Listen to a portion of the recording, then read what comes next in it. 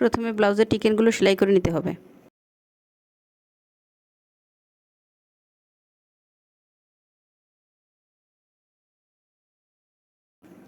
দেখতে পাচ্ছেন এখানে ব্লাউজের টিকেনগুলো সেলাই করা হয়ে গেছে। এবারে ব্লাউজের সামনের পার্টে টিকেনগুলো সেলাই করে নিতে হবে।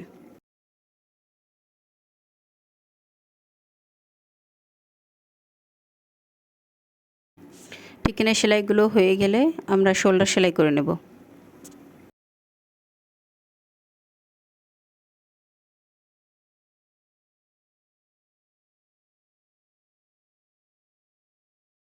দেখতে পাচ্ছেন এখানে শোল্ডার সেলাই হয়ে গেছে। এবার বোতাম কাটের জন্য ব্লাউজের সামনের অংশে ঠিক মাঝ বরাবর কেটে দিয়ে গলার পট্টি লাগিয়ে নেব। গলার পট্টিটি লাগিয়ে নেওয়া হয়ে গেছে। এবারে একটি ভাঁজ দিয়ে সেলাই করে নেব।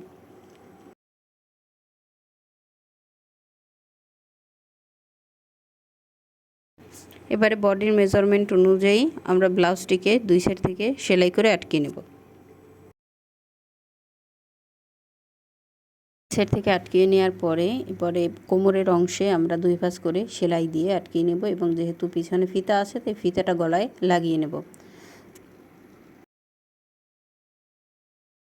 যেহেতু ব্লাউজটি শাড়ির সাথে পরবে তাই শাড়ির থেকে পাইপিং নিয়ে ডিজাইনটা আমরা ব্লাউজের হাতায় করে নেব। করে নেওয়ার পরে ব্লাউজের সাথে অ্যাটাচ করে দেব।